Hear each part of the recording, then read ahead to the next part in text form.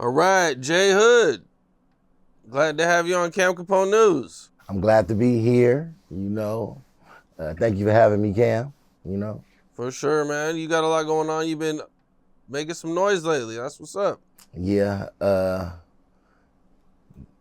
all blessings to the Most High. All praise to the Most High. Thank you for the blessings, everything that's been happening. And, I've been having a lot going on, both good and bad. Y'all been seeing my name, a lot of BS, but, I'm good. Okay, what do you mean by a lot of BS? Like, I know y'all seen, the whole world seen me and Spody Face altercation at No Jumper. I guess they try to make it seem like I'm a whack plant, but that's really just Unc. That's my, you feel me? That's Unc. I consider him family. That's family, and I'm gonna rock out for my family. And it definitely seemed like you had it in for Sporty Face. I didn't have it in for Sporty Face. I had it in for anybody who wanted to disrespect my family. So it ain't no animosity or anything negative towards Sporty, Spody, but it is what it is. I said what I said, and like the energy had to go to where the energy went, just for the simple fact he said fight. He started talking fighting words. Respect wasn't established amongst two men until after the altercation. I felt like we had to bump heads in order to get something established. I just don't understand why he quit after that, though. Like, if me and you have an altercation, then we have an understanding, and then we agree to let everything move forward, what happens once you leave? Like, who called you? Who pumped you up? Who convinced you to quit? You know what I mean? That's how I feel. You don't think that, like, that was a play? Or It definitely looked like a play from me. I mean, yeah, from my perspective, yeah. Yeah. I feel like Spody and Munchie both quit in order to try to force Adam to fire me. That's what I think. So they're trying to get you banned and fired from No Jumper. That's what I said. You didn't see it that way? Or what did you think? I didn't really understand why they quit. I mean, it's still kind of confusing for me because I would just think the two dudes from the streets really wouldn't be that bothered by a fight. Exactly. See, Munchie said, I believe Munchie. Munchie saying that the reason why he quit was because Vale accidentally or indirectly posted him a picture with something that could possibly resemble a firearm. That's a lot right there. Just of something that could possibly appear to be a firearm. Not a firearm, but something that could, I guess that's his, but if you feel like your life is in danger or your freedom is in danger at your workplace, I get it, and you handicapped.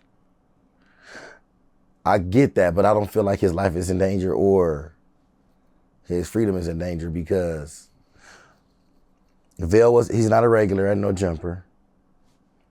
And then it wasn't no gun. It wasn't. But I guess he felt like for future situations, I'm not sure. I believe it has something to do with what Brazy said. Did you see what Brazy said? No, I didn't. Oh, I guess Brazy had made a video. He was trolling and said that I was really supposed to slap Munchie. You can see that all over the blogs, like, oh yeah, J Hood was supposed to slap Munchie B. And see, that's what I believe, because Munchie even addressed it. Munchie was like, I don't think, because it wasn't true. I was never sent to slap Munchie B. I would never put my hands on no disabled dude. Nevertheless, I wouldn't put my hands on Munchie B because I know I respect Munchie B.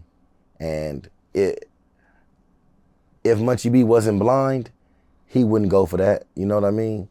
So I don't pray on the weak, even though I know Munchie B not weak, but I just respect Munchie B. So I was never gonna slap him, but I believe he thinks so. Cause Brazy put out there like, oh yeah, J Hill is supposed to slap Munchie B. As soon as Brazy posted that video, 5 hours later, Munchie B quit. You see the video? That's crazy. Yo, you don't watch Brazy content? I catch it here and there when I There. can. You know, I got so much going on. I can't keep up with everybody. You know, I know, like, you know, you got the LA scene. You know, which I interview a lot of dudes from LA and everything that's going on. But you know, I also Chicago, New York. You know what I'm saying? So I'm kind of all over the place sometimes, and sometimes I just miss shit sometimes. Yeah. But so this goes down, man. You call Spody Face out, and y'all go outside. You don't let Adam watch. There's no need. When nothing took place, there was no need for Adam to watch. And shout out Spody Face. If they want to know what happened, they got the cameras. You know what I'm saying? They got the cameras, but what y'all gonna be able to see is when me and Spody Face get in this ring. We supposed to be fighting. And I'm ready. I'm Why just can't ready. Adam watch though? Why can't he watch? Yeah. Because he had a podcast to run. He had the Tuesday show to run. He had the Tuesday show to run. You know, and we had to get an understanding. But Was he it can just watch. you two? Nobody watched? Nope. Nobody watched. Nothing happened though. Nothing. Let the record reflect. So it was just a play. No, it wasn't no play. Wasn't no plan going on. But just when me and him get in that ring, y'all gonna see what happens. Y'all gonna definitely see. Y'all might, you know, it might be the first round, might be the third round, but y'all gonna see what happens, you know. Y'all gonna see it, you know. Okay, so now during this fight, what really set you off that made you want to call him out? Because it kind of seemed like, you know, you're on a podcast, everybody's kind of just talking shit, and then it was like, oh, let's fight. It was like it kind of seemed like it went from like 0 to 100, like bam, real quick. Whole squad on that drill. Yeah. All right, so look, I already admitted that I was wrong. I went on no jumper. I apologized to Adam for disrespecting his platform. Spody, I apologize if you feel like I got at you disrespectful. But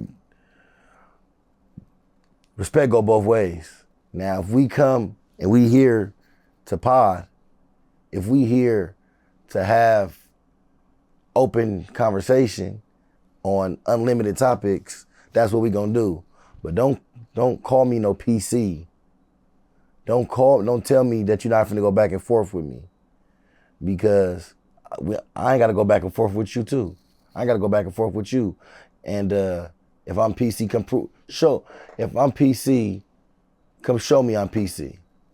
You know what I mean? Like, call me a PC. Like, I ain't PC. I ain't scared of nobody. I ain't never been scared of nobody.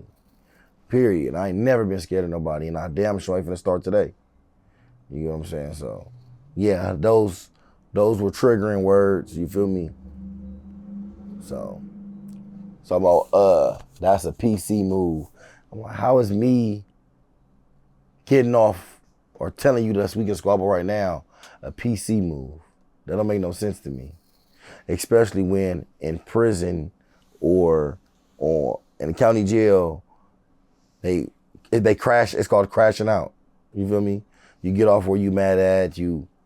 I felt like, yeah, definitely the wordplay and the conversation had a lot to do with the energy going from 0 to 100. And, you know, because we could have kept it real respectful. I felt like once I said, hey, Cam, if you tell me, hey, let me see who I see you interview. quite a lot. Nina Boy. I be seeing you interview Nina Boy. I have never interviewed Nina Boy. No? No. Oh, no, Spider Loc. Spider Loc, yeah. Yeah. Interviewed Spider quite a few times. Yeah. But if you tell me, hey, Spider Loc is my boy, I'm not finna disrespect Spider Loc. You feel me? Because off the respect I have for you. Or you feel me? So you treat people the way you want to be treated. So dang, you never interviewed. I thought you interviewed Nina Boy. No, we talked about it a couple times. I don't really remember why we didn't do it. I just think the timing maybe didn't happen or something. You know, I don't remember exactly what happened, but it's been a while since we talked about it. But we talked about it though. But yeah, it never happened. I thought it's probably like the same setting, close, some similar to it. I don't know. You got me thinking, like, did I interview him? You made me got more to check. Now I don't know. I didn't interview Nina Boy. I thought he spoke on me in his interview with you. You might be thinking of Crip Mac. No, I know Crip Mac. I know Nina Boy speaks a little bit more educated.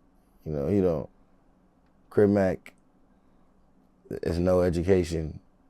You might have been on a different platform. Different platform, yeah. I want to sit down with Crip Mac. You want to sit down with Crip Mac? I want to sit down and talk to Crip Mac. We can do it on camera, off camera. We ain't got to fight. I just want, I want to sit down and half at it. Like, he say what he got to say and how he feel. I want to say how I feel. Because he keep putting in, like, he was on here talking about, I've been on a 50-50 yard.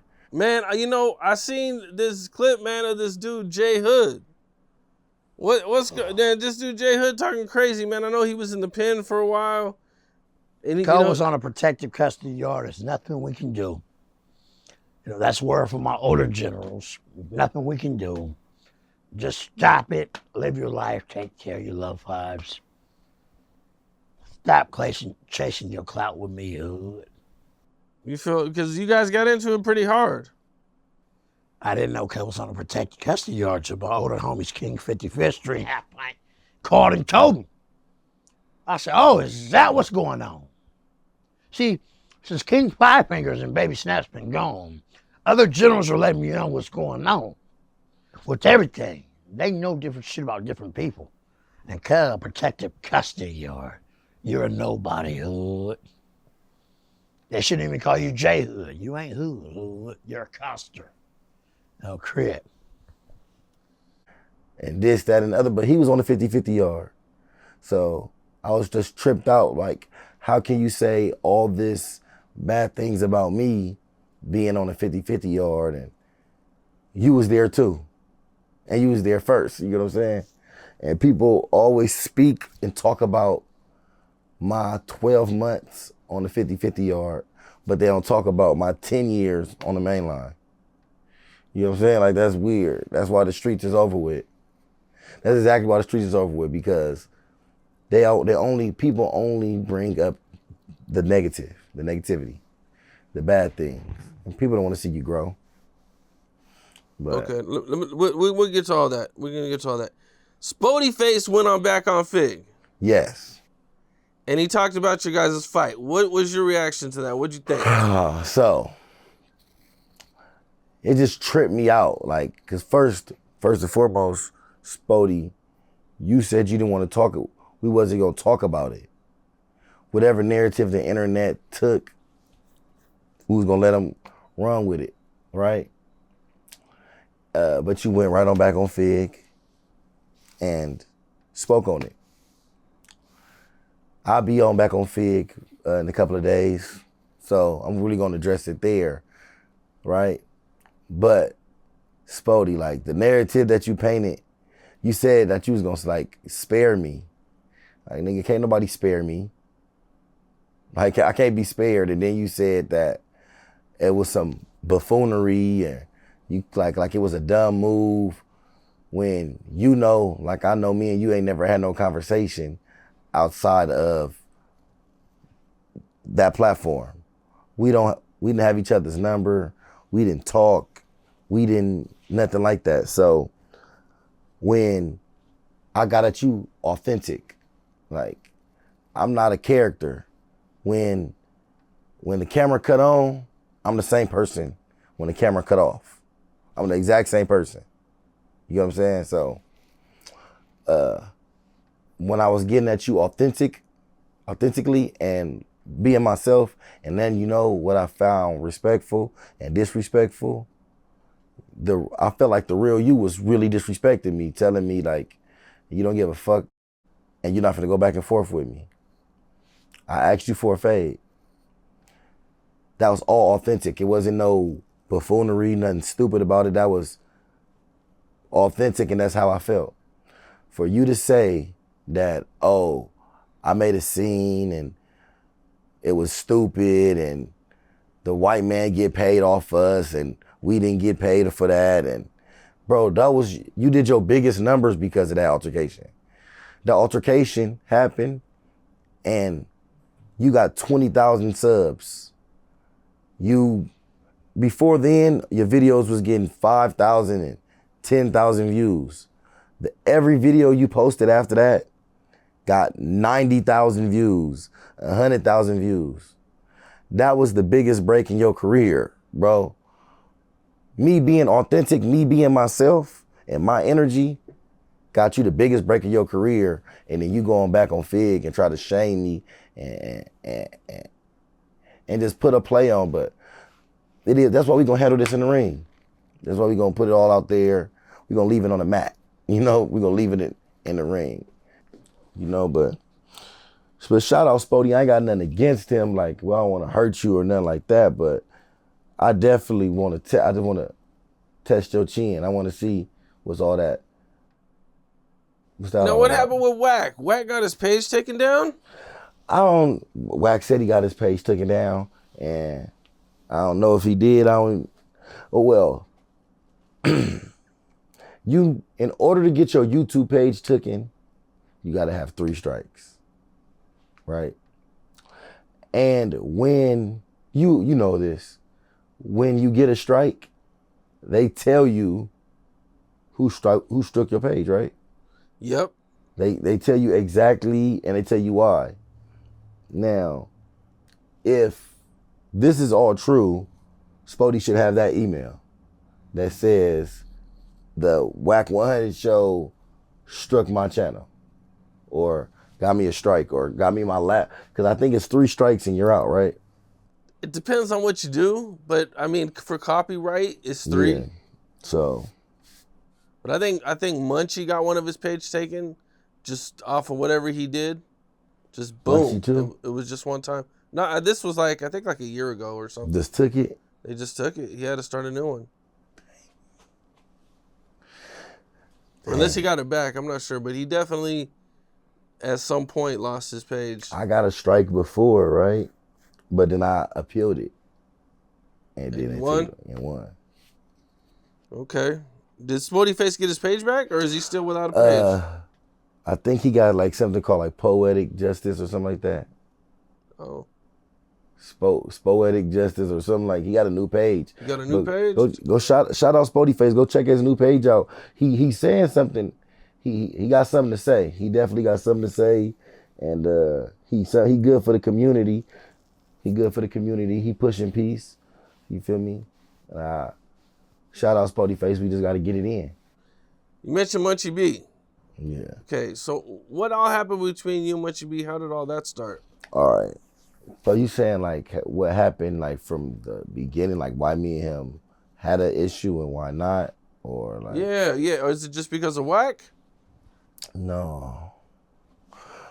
See, Munchie is Big Munchie B. He got a lot of little homies. You know, he got a lot of little homies. So it's somebody named Tiny Munchie B. He was in Lancaster State Prison. And that's when the 4 Extras and the Baby Brazy fight. That when Brazy had just came to the internet. I had just convinced Brazy to come to the internet. And Brazy had just told the story about how he fought 4 Extras, how he got the best of 4 Extras. So I was right there personally for that fight. So I gave commentary. I told the world how the fight looked from my eyes. And people were trying to say like, oh, well, since I'm not from neighborhood Crip, that my account, that's like, basically I'm a 4 Extra hater. Like I said, Brazy won just because I dislike 4 Extras. When I have nothing against 4 Extras, actually me and 4 Extras just cool. Well, I don't know if we cool now, but me and 4 Extras was cool. I've been in the county jail with him, court tanks with him. I've been really around 4 Extras, you know. Me and him never had no argument, no altercation, nothing like that. But since I beef with East Coast and neighborhoods and East Coast is like clicked up, so they like, oh no, you beef with East Coast, so you're not gonna be honest and say if a nigga from neighborhood won. But in reality, I'm like neutral. I don't beef with these dudes or I don't beef with these dudes. I just keep it 1,000. Tiny Munchie starts speaking on it like, oh yeah, J Hood, he a gangster, but J Hood a snitch. He told on somebody, which is not true. You feel me? He just said that because I was on the 50-50 yard. And it was a rumor, a lot of speculation going around that I told on somebody. But it just simply wasn't true. You know, it simply just wasn't true. But Big Munchie put it out there. You know, Big Munchie put it out there. And when he starts saying his little rumors that he heard about me, I start speaking on rumors that I heard about him, which of course is him about Touche and Shady Blue knocking him out and putting peanut butter in his booty. You know? So I spoke on that.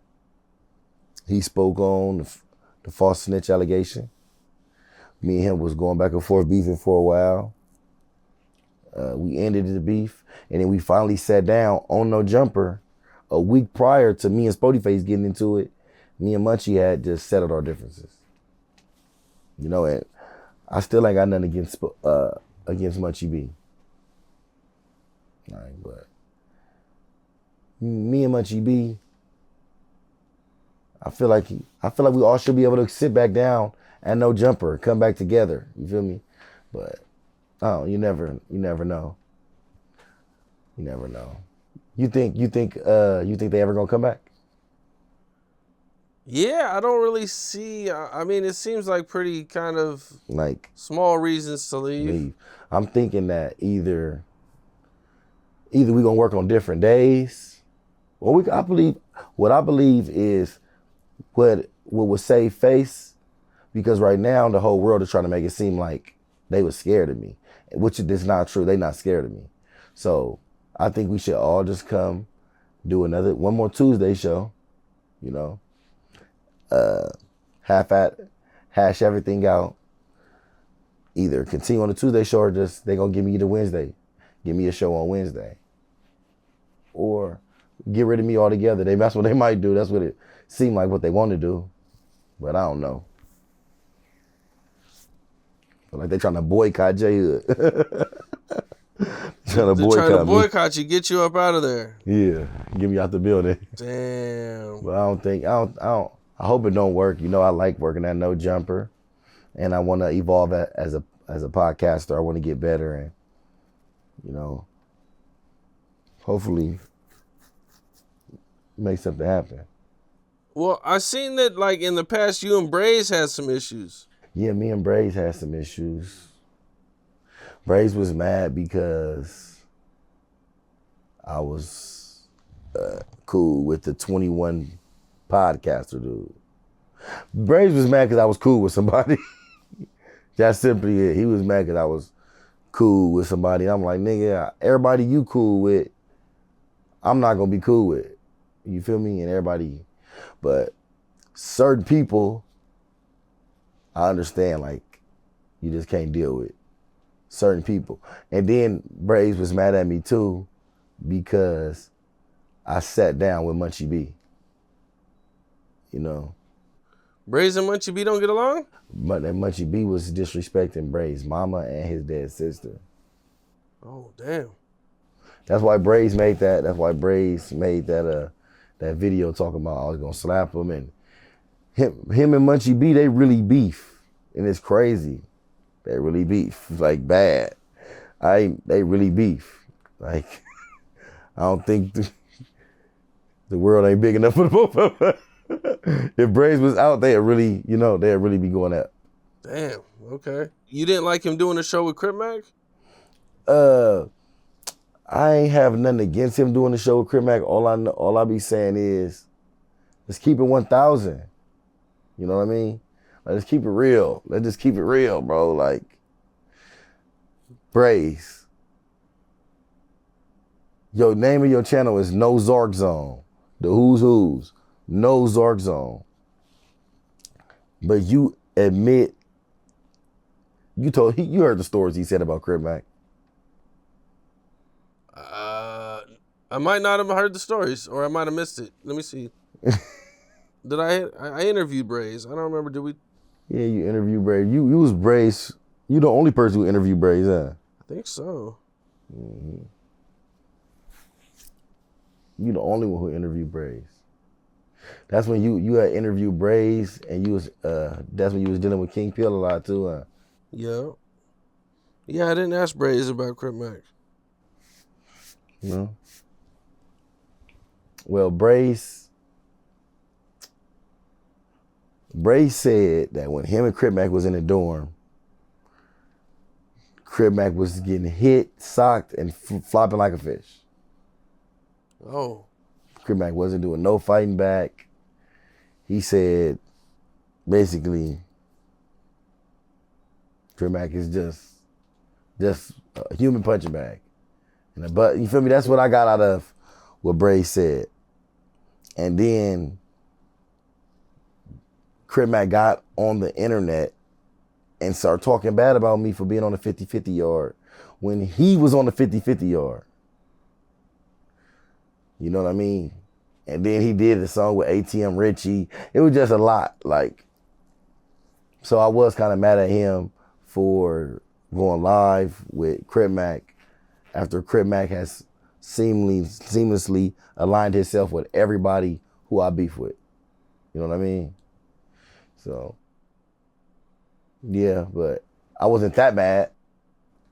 I didn't make a story about it. Brazy made a story about it. Brazy had, it was like a little cartoon of me, right? And it was like a little cartoon of me while I was in jail, and it made it seem like I was like in the cell with a transmission. And then Brazy had reposted it, so I'm like, okay, you feel me? It's fair game. We made a promise that we wasn't gonna let this internet stuff get between us, but it seemed like that's what's been going on. What about this story about Crip Mac not wanting to fight somebody?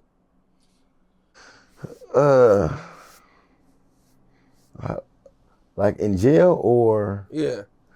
All right, so I wasn't there for this, right? I just talked to my boy Deuce Get Down. He from Fathers Hoover. Now, he's in jail.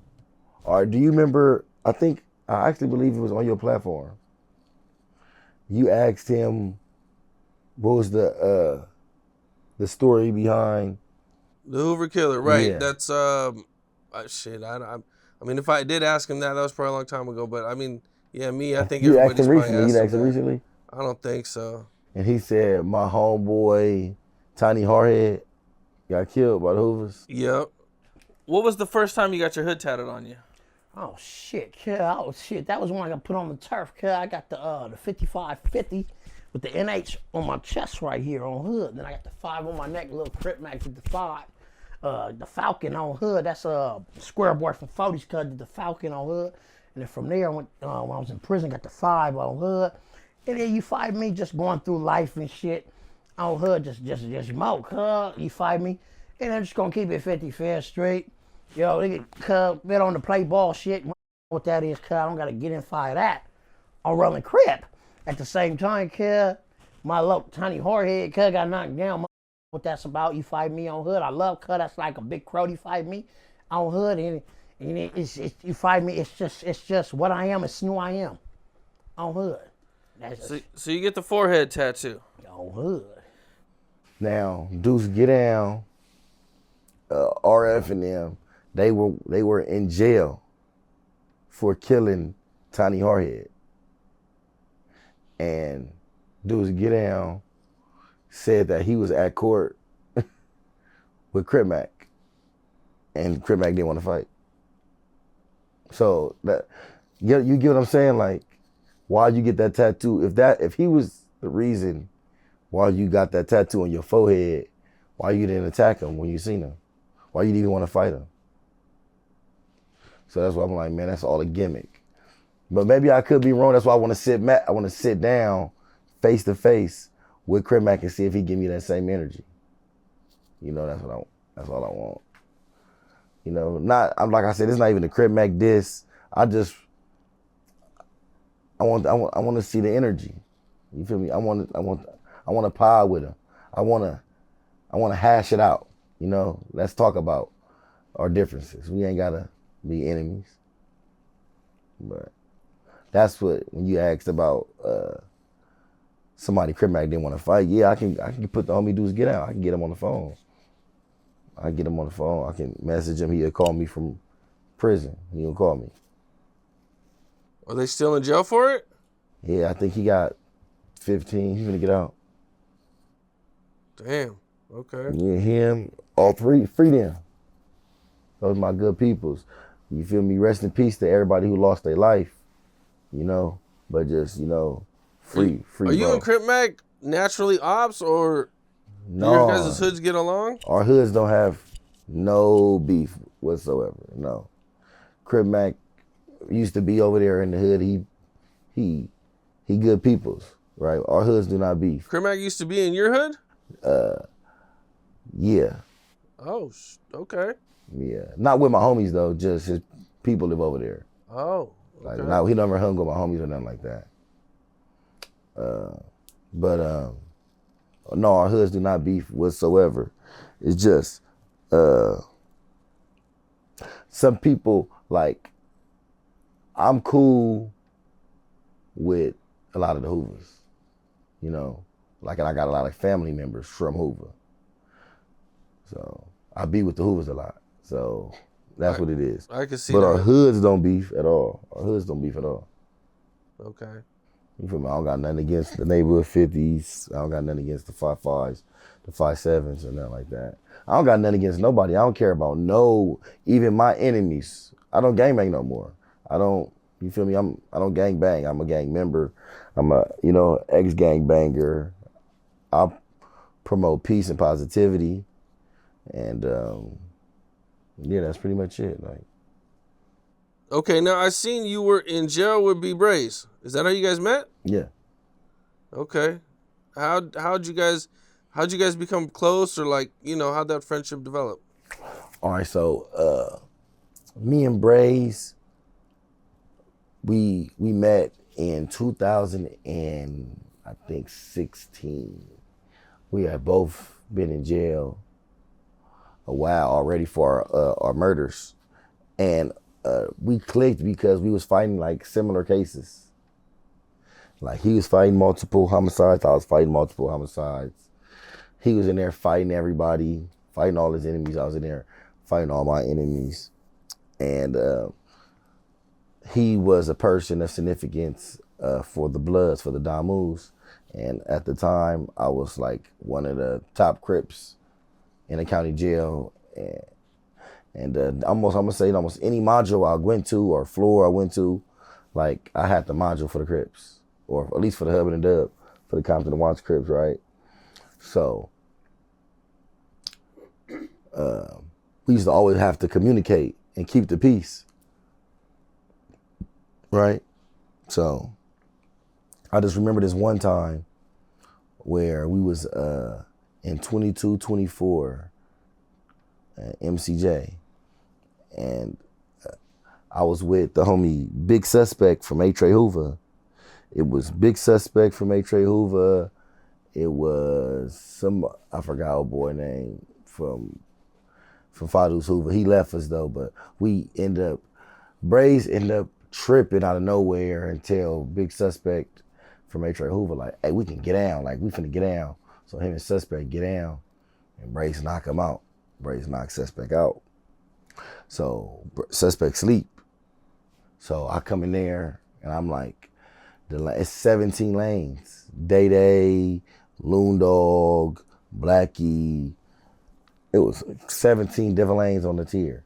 And they all was like under Brazy. Like, you feel me? Like, Brazy really like they big dog. So they like, oh yeah, we want to catch the homie back fade. Like, wake that nigga up, wake him up. So they try to wake suspect up and tell him that he still had fades after he just got knocked out. So I intervene, like, that's out. Like, the homie ain't got no more fades. Like, that's over with. And when I did that, they was like, nigga, that's Hoover business. And I got doped. And then we start squabbling. Me and suspect. So it was like, no exaggeration. It was like 2 on 15 to 17. They was like 50, at least 15 of them. They jumped us. But Brazy ran back in there and stopped them from jumping us. They was already jumping us for like 10, 15 seconds. You know, suspect had went back, knocked him back out, stumping him out. They went in there, took all his clothes, shoes, food, emptied the whole cell. And then, you feel me, they was on me. I'm squabbling back. But Brazy came in and like, stop. Like, that ain't boo. And they all stopped. And that's when me and Brazy got close, because he stopped them. Because they could have really like beat us to death. You feel me? But he stopped it. So that's when me and him became real close. Damn, okay. Now this happens, and okay, so you guys are in a blood dorm? You're in a blood module, 2224, the blood module. It was no exaggeration. It was about 12 bloods on each tier, 14 bloods, at least 12 on each tier. And mind you, it's 12, at least 12 bloods on each tier. That don't sound like a lot, but you got to think it's 8 tiers. It's 2400 A, B, C, D, and it's 2200 A, B, C, D. So say that's at least, say if it was just 10 bloods on each tier, that's 80 bloods. You know what I'm saying? So it's at least 12 bloods on each tier. And on some tiers, it's probably like 20 bloods, 30 bloods. Every tier. And it was like, it was some tier where it was no Crips. Some tier was no Crips. I believe like in that module altogether, it was under 10 Crips in that whole module. So you guys were severely outnumbered. Tremendously outnumbered. Tremendously outnumbered. OSJ used to just send only bloods to the module. And like it used to be, if you was you for sure knew, like if you was a documented blood, you was coming to that module. We knew like every fish line, we used to be like, hey, ain't no homies came. Like, no, ain't no homies, just some more dumb moves. Like, it was hard. And it was hard in there. So they just pick every once in a while, all right, we're going to send a couple Crips over here. Yeah, like every once in a while. Or the Crips that we used to get was like the ones who, I know this sound crazy, right? The ones who not on gang foul. So I know this sound dumb, but if you've been in your hood for a very long time, regardless, even if you can never tell the police you gangbang, they still gonna put you on gang foul, right? So when you got somebody who not on gang foul, it's like you got somebody, he either green or he new. You get what I'm saying? Like he not all the way in it. So who was getting them? Like the ones who not all the way in it, the ones who can, with no tattoos, you feel me? The claimers, the ones who really not from over there, the residents, those are the type of like little Crip sympathizers. I'm gonna say that, little Crip sympathizers. And they used to get bad for them too, because they don't give well none of that. You come in there, oh, you live in DeWarty. You're not even from Duroc. You live in DeWarty. Nigga, the PDL's gonna try to give you 4 fades, 5 fades. They might jump you. They might stab you. That's how deep it was in that module. A lot of Crips was getting done bad. That's why we had to take the module over. Like all the Crips in the county jail, they wrote kites to our building and said, y'all letting Crips get done bad by the Bloods in there. Y'all need to come together, and that's what happened. We came together and took over the module. How do you take over a module? All right, so this is how you take over a module. You see, okay, the head person in the module, like the Mac rep, pick a fight with them. That's all you gotta do. Pick a fight with their leader. You feel me? But are they gonna let you fight the rep? I thought that the rep was kind of like, if you with the rep, the other dudes was gonna get on you. You gotta find a reason. Don't make it gang related. Okay. You feel me? Find a reason. To make it personal. Feel me? Don't make it gang related, and then beat up their leader. beat their leader up. Make sure, see, you can make somebody fight you. You know what I'm saying? That's the thing about politics. Or make him want a one-on-one with you? Yeah, make him have to fight you one-on-one. Or have to either stab you or fight you or stab you. But you have to make him, you feel me? Like, this ain't nothing to do with gangs. This is two grown men. Don't take it personal. Y'all get it in. And then once you piece him up and beat him up, then you gonna set the tone. You feel me? You gonna set the tone. Once they know that they powerhouse can't beat you up, then they gonna leave you alone. You mentioned that you were there for the 4 Extra and B Brazy fight. Yes, I was. Okay, because this thing is like, you've had both sides of the story. It's been pretty wild. The internet definitely would like to know a perspective from somebody who was just there.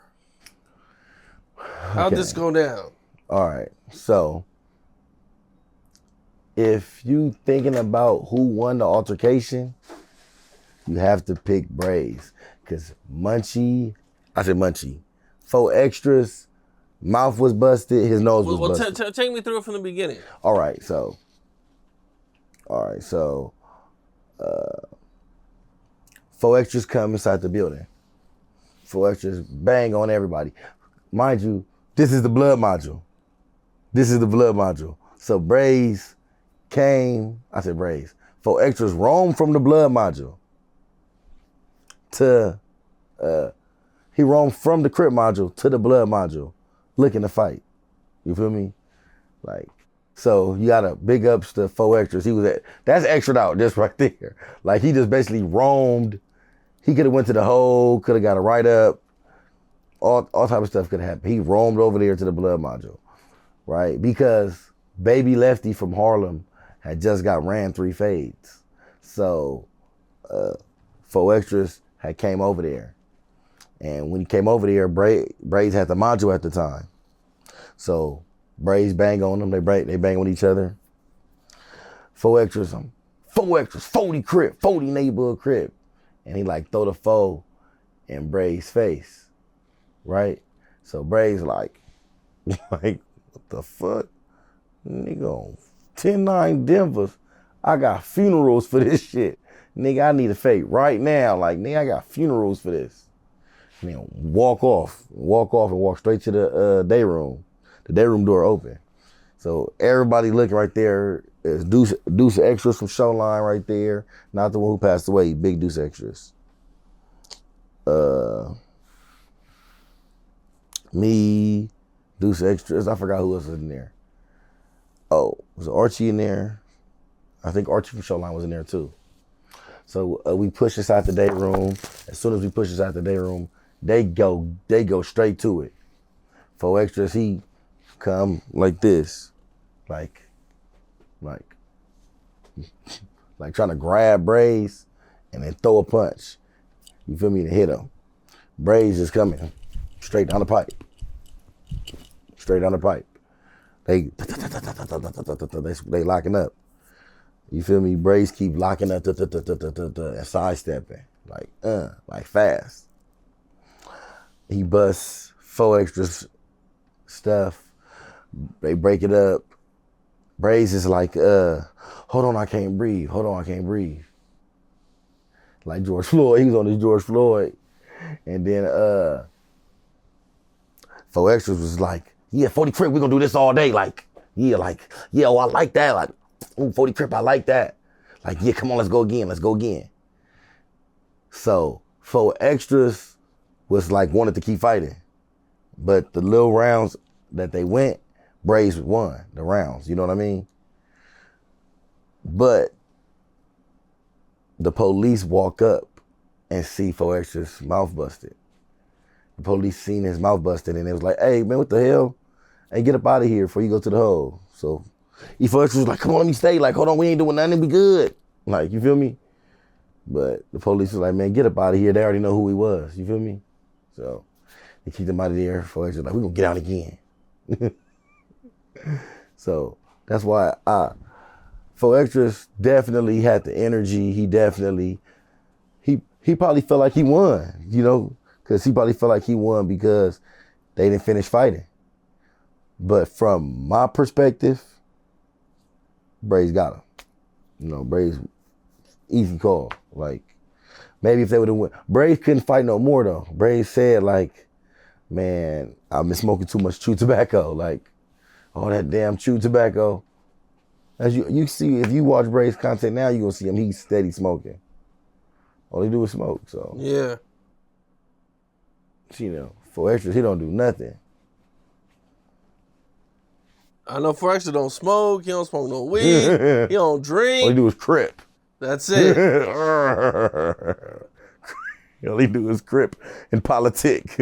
Man, that's it, man. 40 Crip. On the real. Oh man, shout out 4 extras too. Can you take me through that day of the fade with 4 extra? And what happened? What caused it? Look, man, no cap.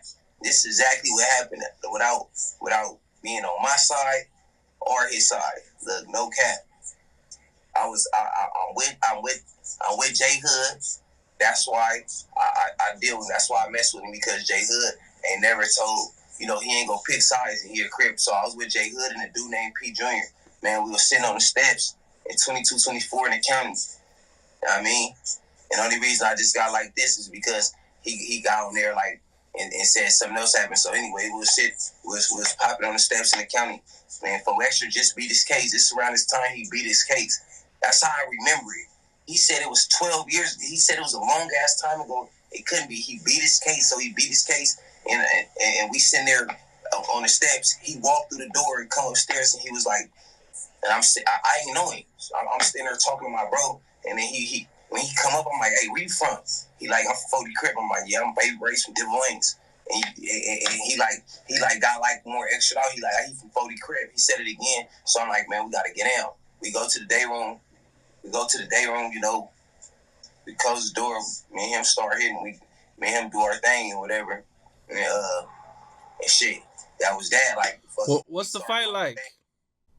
The fight was cool. Like, I ain't gonna lie. I never said he can't squab, and then I just said that he was doing a lot of grabbing, and I got the best of me without, I'm, you know, for sure. I'm gonna always say that. But you know, he aggressive. He ain't no buster, none of that shit. Like, I was never woofing. I never got on here woofing or trying to be extra out or try to say I did something that I didn't do. I just said what happened. I said we fought. I feel like when we went like 3 rounds, for sure I got over him only 2 rounds. You know what I mean? Like, yeah. So I feel like I got the best of him, and that's just what I said. I ain't say like he did nothing weird and then the police came. How it really went big is because the police came to the door. The police came to the door and was like the police that like bring him over there, or that gave him the okay to come over there or whatever. Came to the door and was like, hey man, what's going on? Like, man, you gotta leave. And he walked to the door and he had like his nose bleeding and shit, and he walked to the door and he told the police like he was good. So, you know, I said, man, you walked to the door with your nose bleeding, you told the police you was good. I guess how it sounded, how it happened though. That's what happened. You get what I'm saying? So people took it as, man, that he went to the door with his shit bleeding as like a snitch move or something, like shit, some shit like that. Like people, that's how it went blew up. It was like people in the comments saying, you walk to the shit with your nose bleeding and shit, you know, you say that to the police, your nose bleeding, like, of course the police gonna get on you, or, you know, it was shit like that, but I don't know. Man, that's crazy. I thought the live show was gonna go a little bit better because it showed Adam and 4Extras. I thought they was really gonna like get in the ring, but it looked like we had to cancel the live show. The No Jumper live show. Yeah, I seen that. So Adam and 4Extra were supposed to do a podcast together for the first time. It looked like a podcast. I know Adam was gonna have. I know 4Extra was gonna have a lot to say to Adam. They probably gonna do it another time though. Probably just not the live show, but yeah, they were supposed to. But for whatever reason, the tickets wasn't selling. Do they do live podcasts usually like tickets sell out? I have no idea. I've never tried to do one myself. No. I don't know much about it. I mean, I know they did them. I remember them doing some in the past. I don't know if they sold tickets, gave them away, or what happened. Yeah, I know that. Was it bad? Didn't look like it was planned because we had to cancel it. They tried to make it seem like it was because Spody Face and Munchie B quit, so now the fans not engaging as much. But that's crap because it was only 30 tickets sold before they quit, and like another 30 tickets sold after they quit. So. Yeah, I would think that No Jumper would pull a decent sized crowd. I mean, he is No Jumper. Maybe, I don't know. Maybe they don't have. Well, I mean, you would think Adam and 4Extra would pull a decent like sized 500 crowd. tickets. I mean, but also, I mean, they haven't really been beefing for a while, so maybe, the fans ain't that much into it like they used to be. Maybe if they would have did it like 6 months ago, when they were like, when 4Extra was doing interviews talking about him and everything, and maybe that like if they would have did time. a show like me and Spody Face, like how the momentum is right now. Like, or you can mix it. You can box, pod. Yeah. That's why I say we should do a boxing podcast. Comedy. You can mix all that shit up. Yeah, a live that'd be dope. Like a No Jumper party. VIP party. Hey, just recorded. A fight. Yeah, party. You just go up. Let's just go up. A fight, a podcast. Yeah. You know what I'm saying? Yeah. You got fighting over here, podding over here. Stand-up comedy over here. Don't count no boy out. That's our comedian. Yeah. Oh, Lush rapping. Lush freestyling. We have it going on. Damn. Yeah. Okay, well, let's take it back a little bit, man. This is our first time doing an interview, so let's kind of, for the people who might not have seen, let's get to know you a little bit better, man. So you're from Carson? Yes, or I'm you're from Compton? It's, I'm from Carson, but Carson, literally, all right, so look, I could be standing like this, right? And my left foot would be in Carson, and my right foot would be in Compton. Like, with the next city right over. Like, the top part of my neighborhood is in Compton, and the home school is Compton High. And the bottom half of my neighborhood is a Carson address, and then they go to Carson schools. So that's why like, Carson is like the upper middle class of Compton, so Carson and Compton is like the same city. Like, there's all power rules in Compton, it's all power rules in Carson. You know what I mean? And like politically speaking, Compton and Carson is like the same city. Okay, I see. So there's no Bloods in Carson, only Pyrus. They're only Pyrus. Okay, and half your hood's in Compton, half your hood's in, or most of your hood's in Carson. Yeah. Some of it's in Compton. Some of it's in Compton. Okay. Like, but all of my older homies, they bang Compton. They bang Compton Crip because they made the city of Carson bigger and made the city of Compton smaller. Back in the day, they like a lot of gangs. Okay, so look, a lot of gangs back in the day, like a lot of North Long Beach gangs, they used to be in Compton. A lot of gangs in Linwood used to be in Compton. LA used to be in gangs in LA. They used to be in Compton. Like all the surrounding cities, all the surrounding cities used to be in Compton. Like for instance, like the Anthons and the Anthons and the Millers and all that. They used to be in Compton, but now they made the city of Compton smaller. So now they in LA. Like Old Hood, Boulevard Mafia, all that stuff. They used to be Boulevard Mafia, Compton Crip, and Old Hood Compton Crip. But now they're North Long Beach. Palm and Oak, they used to be Palm and Oak, Compton Crip. But now they in Linwood. Now they Palm and Oak gangsters. Like half of the mob. So basically, they made all the surrounding cities bigger and made Compton smaller. So that's why my hood is in Carson now. My hood used to be in Compton. But there's only 2 Crip hoods in Carson. Everything else is all power rules. So. Okay, I'm trying to find it,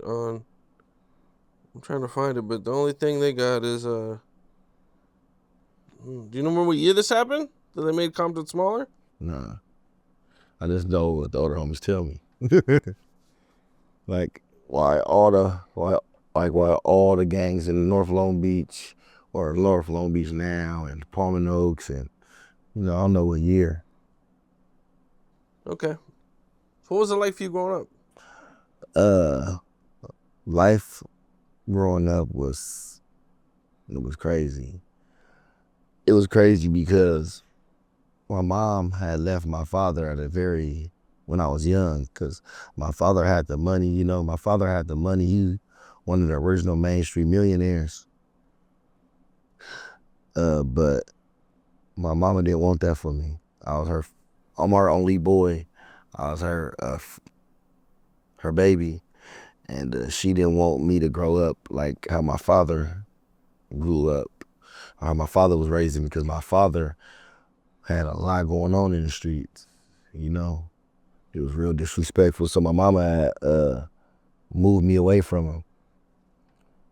And I didn't meet my father until I was like 9 or 10. So when I met my father at age like 9 or 10, I was like heavily influenced by him. And he was still in the streets. So I just wanted to be just like him. So that's how I start like being in the streets in Carson. Cause at first my mama kept me away from the streets, like Pop Warner football, just kept me in the house. But then slowly but surely, my mother her health declined. She had lupus, and she ended up passing away from it. But before she passed away from it, she really couldn't walk. So I used to just be in the streets running wild, like in the streets running wild, going crazy. Yeah, just going crazy in the streets. I lost a few friends to gun violence. I've been a victim of gun violence, both when I was a minor and as an adult. Yeah, man, growing up was crazy. I lost my friend Reginald O'Neal Hayes. He died when he was 16. I lost my homie Punch Out from Nutty Block, Joshua Flynn. Rest in peace, my boy. I lost a lot of friends to gun violence. you know. How do you think losing your mom affected you? Losing my mom. Losing my mom, and that's a wound that still don't heal, that'll never heal. I found my mother's dead body. My mother had told me to go make her a fruit salad, a fruit bowl. She said she wanted pineapples, watermelon, strawberry, all different type of fruit, and I made it. And then when I walked back in there, I set her fruit bowl right there on like her table. And then I'm like, "Here, mama." And she didn't say nothing. And I walked out the room. And someone told me to walk back in. I walked back in. I looked at my mama. And my mom was dead.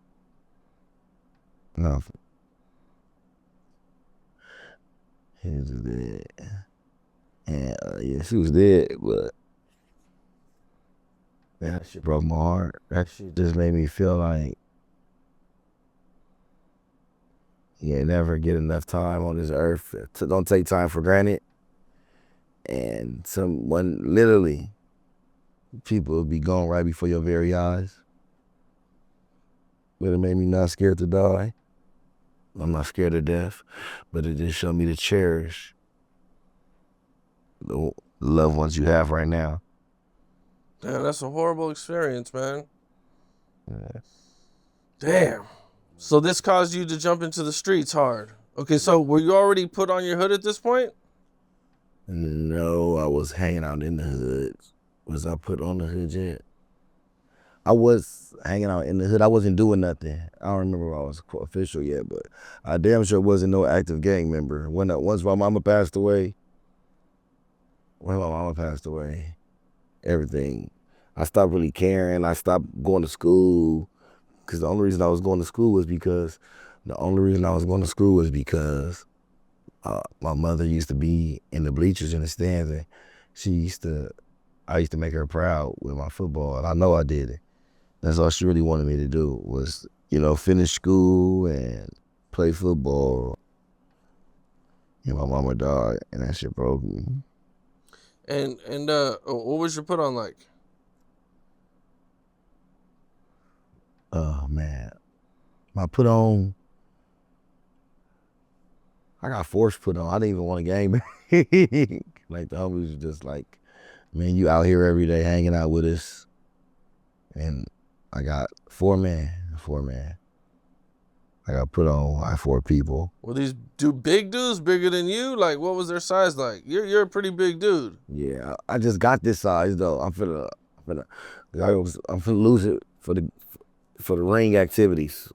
Finna lose this for the me and Spody Face activities. But I got put on by 4 people my age, maybe a little bit older, but it wasn't nothing. It really wasn't nothing. It was. Did you hit the ground at all? No. No? Okay. If I did, they let me get back up. I got my friends put me on. My friends wanted me to be from the hood so bad, they rushed me, but they didn't want to hurt me bad, But yeah, we got it in though. We got it in. Yeah. Okay, now. Biggest mistake of my life. Biggest mistake of my life. I would not do it again. I would never. Kids don't gang bang. I'm telling you, don't gang bang. But yeah, my put on was something easy.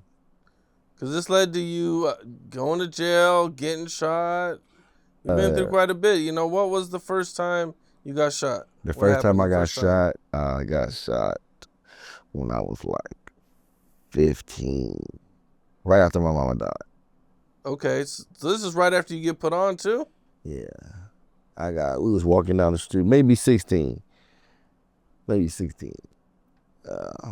fresh out of camp. I'm walking off the wick. And I'm with the homie.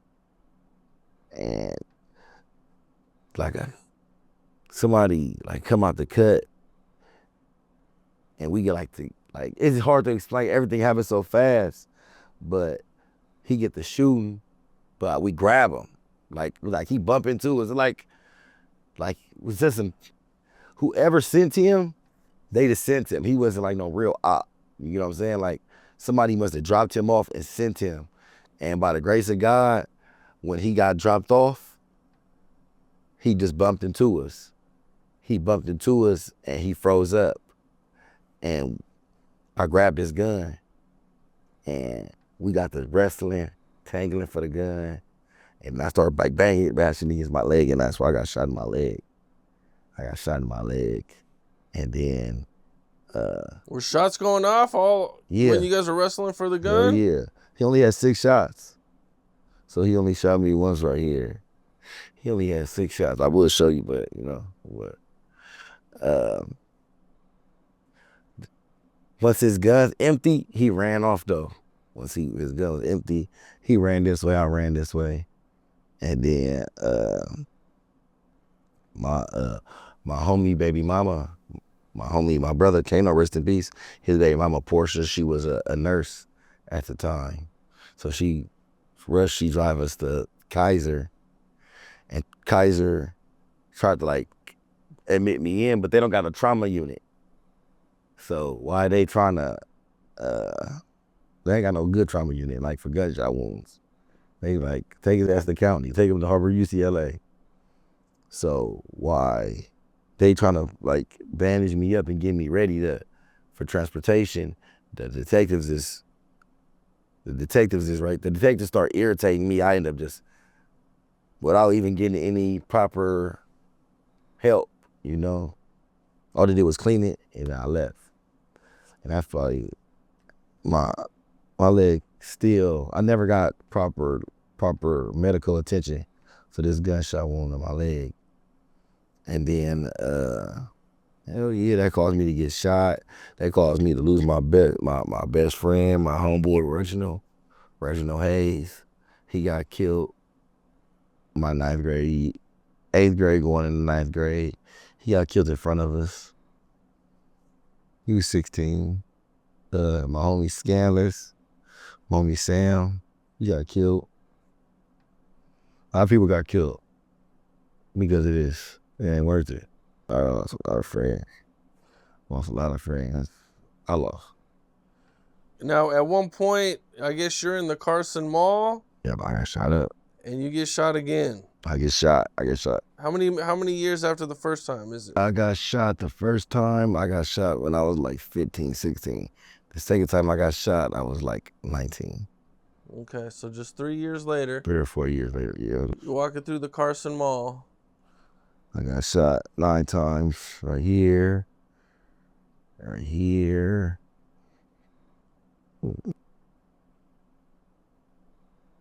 Right here. Shit. Yeah. Aim me up.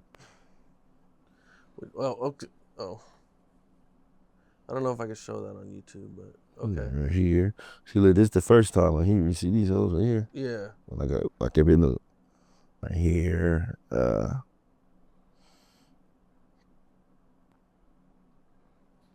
Yeah, I can see it. Here. That's a 4.5. It looks small because it heal good. I showed you this one. Right here. Yeah. Here.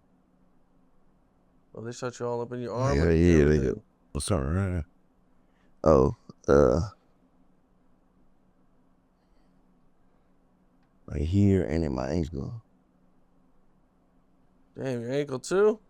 Hell yeah. I seen when I was running, the bullet, when it hit my arm. Well, take me through it. Take me through it from the beginning. All right, so.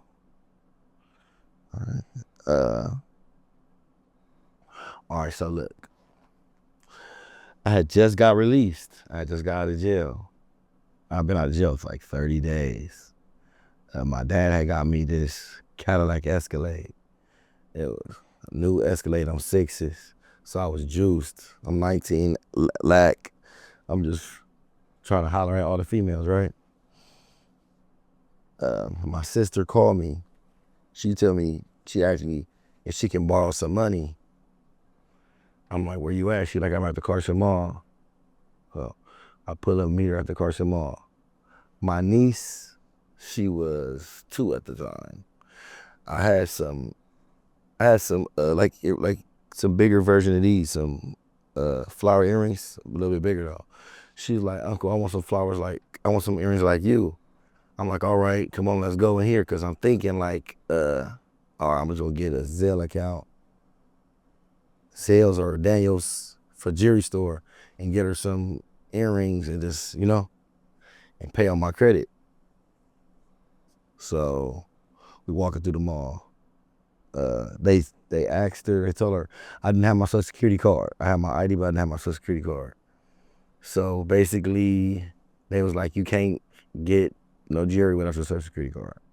I'm like, all right. Well, I'm like, baby, don't worry, we're gonna get it later. When I come out, them boys is in there, the officers in there. They bang on me, they ask where I'm from. I tell them where I'm from. We are going back and forth. This is all on camera, mind you, this is all on camera. All this on camera. Altercation take place. I'm trying to fight, and the situation just take place. Like, they start shooting. I couldn't see who shot. I didn't see the vehicle. I didn't get to see who shot or nothing, right? Because they had a ski mask on, but I made eye contact with them. Like, I looked the person who was supposed to kill me, I looked him right in his eyes, and I seen he was not playing. He started shooting, boom. And so I think, because I was like trying to walk up on him, and then I get hit. I don't know why I got hit. Everything happened so fast. Because I heard pop, pop. Once I heard it, I was already hit. So, because I tried to turn around, I just remember when I got hit in my arm. I know my arm wasn't the first one, because when I got hit in my arm, like, it was like ragdoll, like basically like my arm could have, like, the bullet hit my arm, and then my arm was like, you know what I mean? Like flimsy, like stop working. Yeah. Like, no, stop. I don't know how to, and even when I get in the leg, like, like, man, they put you down like that. Well, it's a big bullet. Hell yeah. I fell. Okay, so my memory for the shooting is different from the video. That's crazy, because I seen the video. Oh, I seen the video when I got shot too, right? Because they played the video in my trial, because they argued like self-defense. My argument of self-defense. And they was like, well, how he got PTSD because he got shot when he like was the aggressor. They tried to say I was the aggressor when I got shot, because I walked up on a car. But I walked up on a car because they blocked my sister's car off.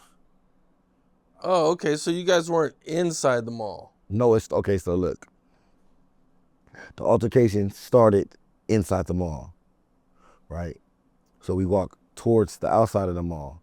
Now, when we trying to leave, we like I said, I came up there I didn't come up there with my sister. I met my sister up there, right? My sister don't gangbang. The ops, they blocked my sister's car in outside the mall, so she couldn't leave. That makes sense? Yeah. So they caused me to come out. Like, to come to her defense, Yeah. And when I came to her defense, they shot me. Them bullets is like puppet strings, because when I'm running, I get hit in my arm. I don't know where else I was already shot at, but I do distinctively remember that my arm had to be like one of the last times, because as I'm running, I got back up, I fell, and I pushed myself back up, and I got hit in my arm. And when I got hit in my arm, my arm just like flutter away, like you know what I mean? And then like I couldn't move it no more. Like it swelled up instantly and I couldn't move it no more, right? And I fell again because I tried to use this arm again to pick myself back up, but it wouldn't work. So I had to like lean and with this arm, I never got shot in this arm. So I got back up, boom. And I remember little pieces of meat, my meat, like little pieces of me, not even my meat, me, all over the floor, blood, chunks of me in the asphalt, and I really remember that. Like, I remember being in the car and my insides becoming my outsides coming out of me, and me having to hold my stomach and put pressure on my stomach to attempt to stop the bleeding. I remember my homeboy telling me, like, you good, bro. You not even bleeding out your mouth. And then as soon as he say that, I'm like, start bleeding out my mouth. He slaps me. I remember this nurse praying for me, beautiful black nurse, beautiful black queen, Miss Kim. Me asking her, am I gonna die? And her not wanting to lie to me and tell me, I don't know, but if I save you, you gotta promise to change your life. And if God give you a second chance, you gotta promise to change your life. I remember counting backwards from 100 with the anesthesia mask that was going, or the mask on, and they telling me to take deep breaths, but I'm thinking it's an oxygen mask. Right? So they're like, take deep breaths and count back from 100. So I'm like, but, you know, it's crazy. This sounds stupid as hell, right? I'm thinking it's an oxygen mask. They didn't tell me it was anesthesia. Mind you, I just asked the lady if I'm gonna die, and she said she don't know.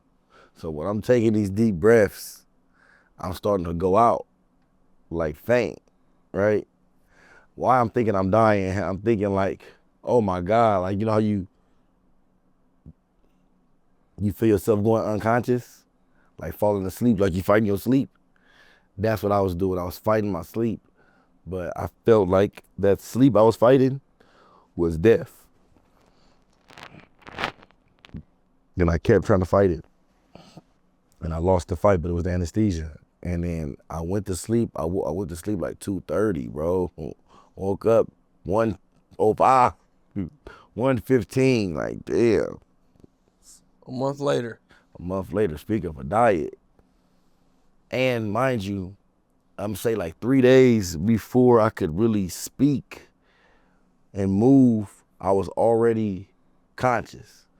But the doctors and my surroundings still felt like I was unconscious because I was that weak.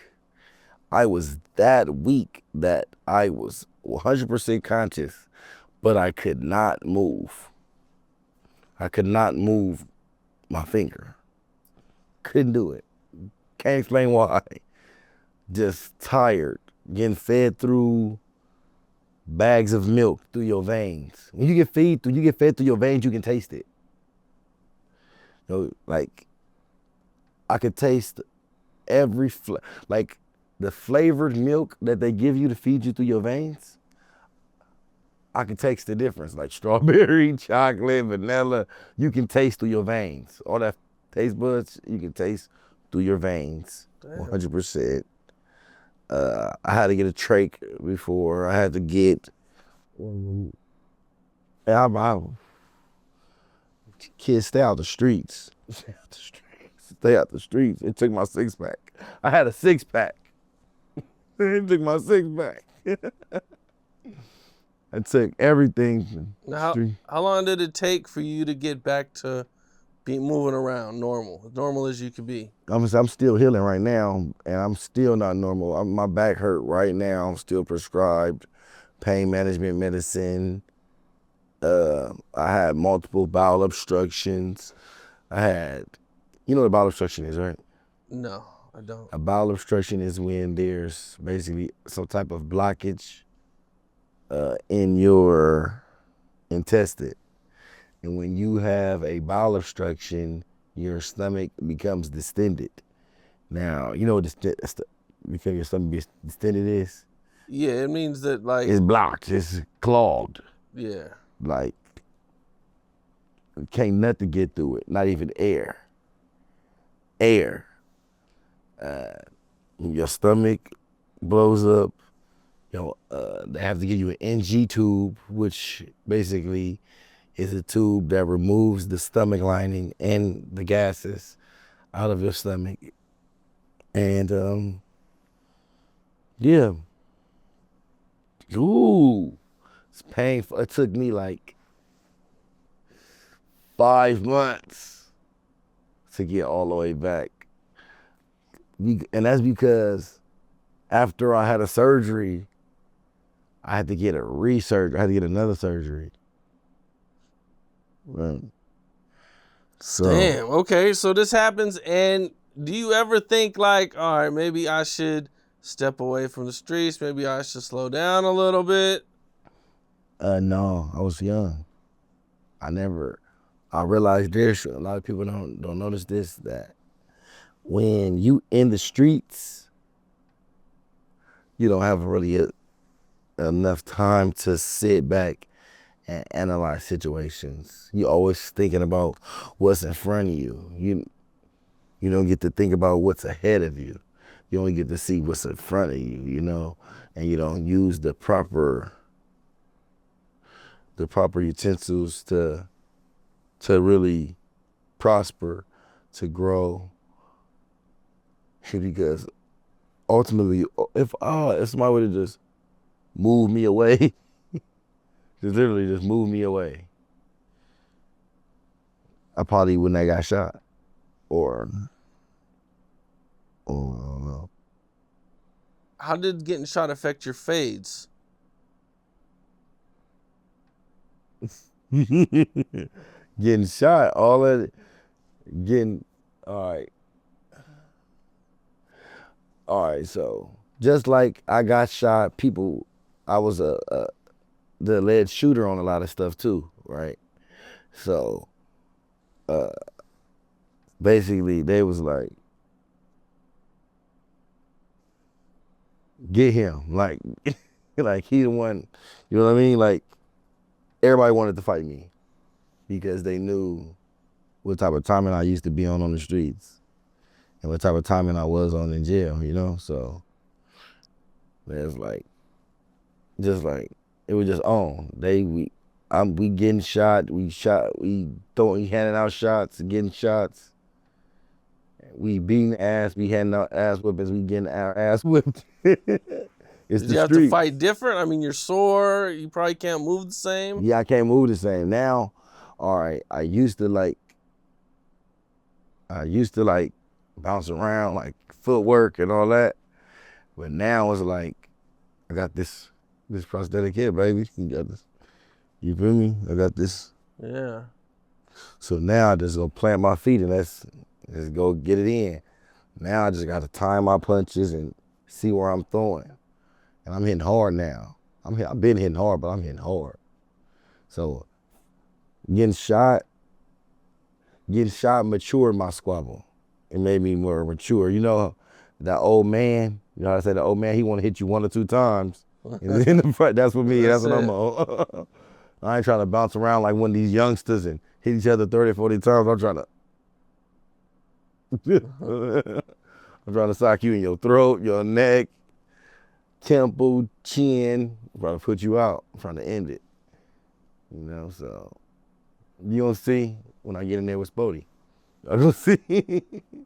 Spody, you know, Spody. Okay, now you end up catching a serious case at one point. But You end up catching a murder case. oh yeah, yeah, Oh yeah. yeah. Oh yeah. Man, rest in peace to everyone who lost their life. You know, rest in peace to everybody who lost their life.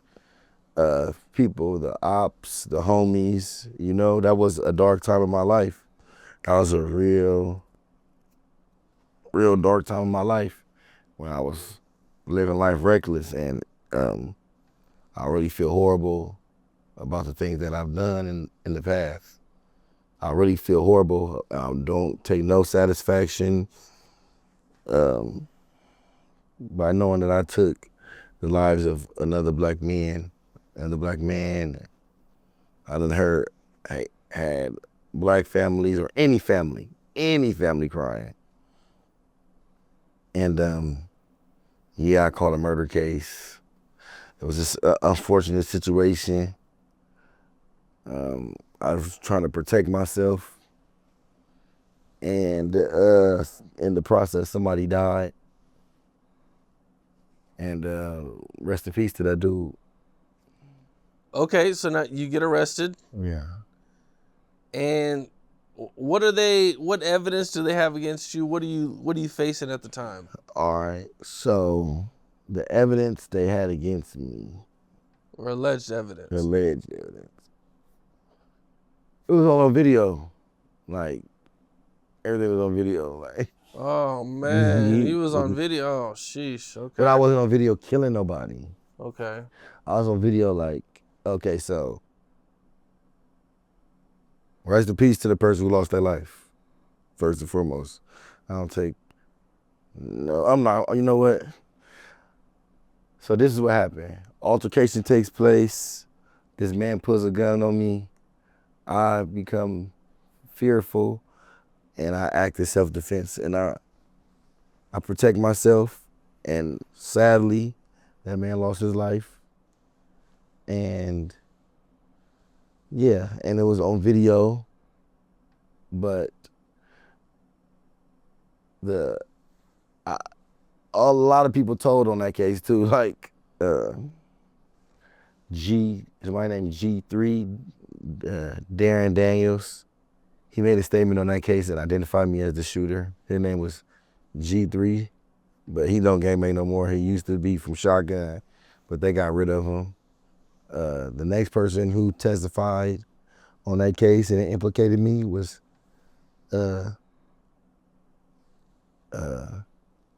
Kentez Brown. His name was Country. He was from Shotgun. And then 3 documented members from Insane testified against me. Brian Weddle, Lawrence Weddle, and what's her name? The female, Lanisha. They all testified against me and said that I was the trigger man, which was, and all these people testified against you? all these gang members. Damn. And that's why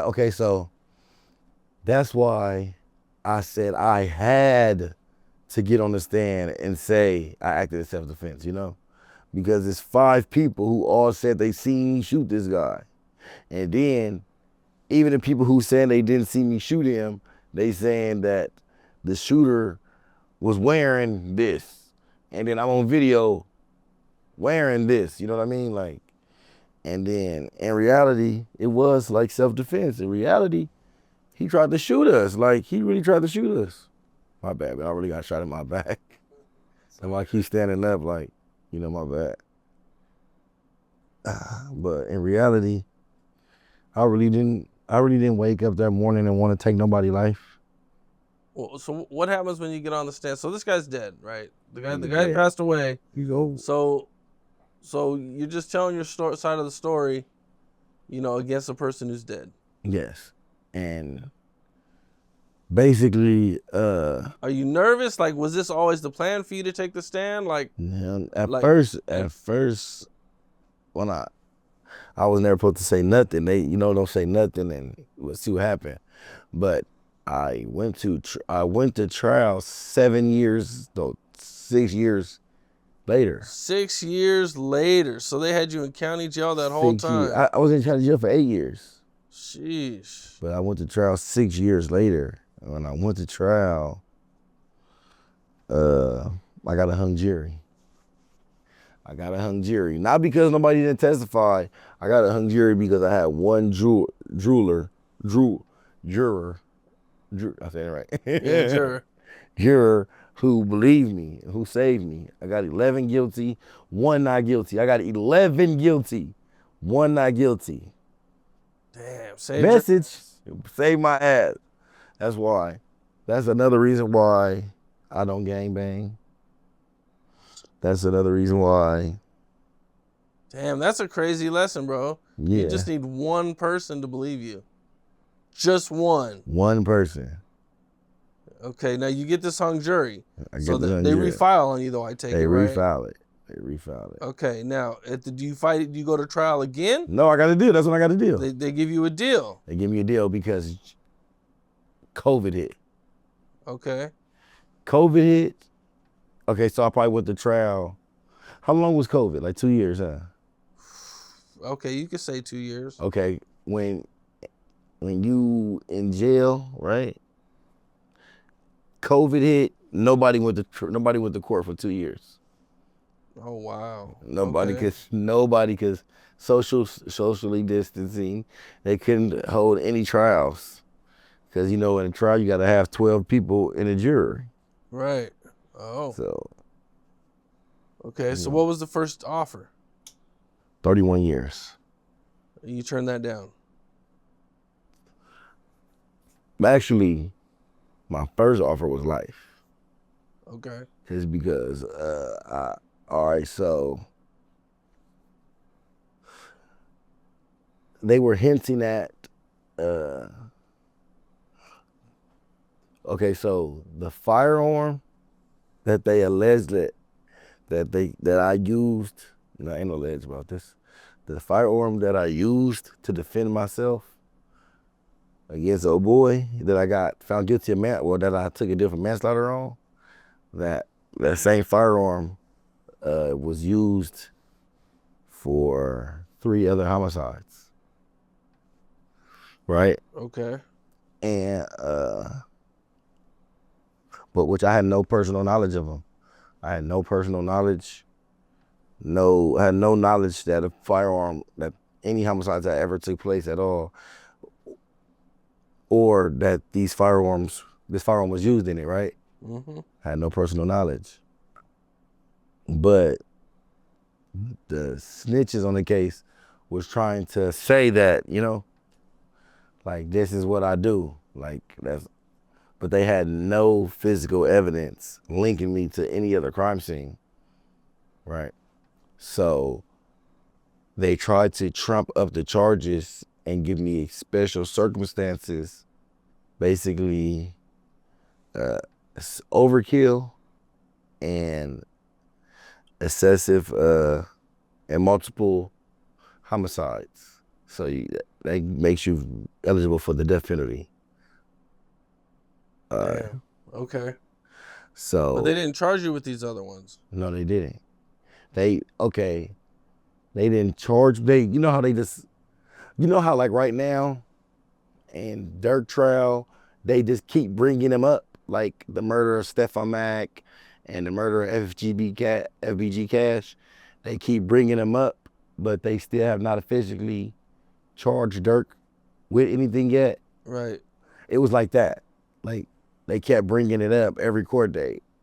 And I'm like, man, I don't know what they're talking about. It's like, well, the ballistics show that this gun, that basically they're trying to say that this murder, this manslaughter actually, that I'm on camera committing or that I'm guilty of, that happened on the 11th. This gun that happened on the 11th, what about what happened on the 4th.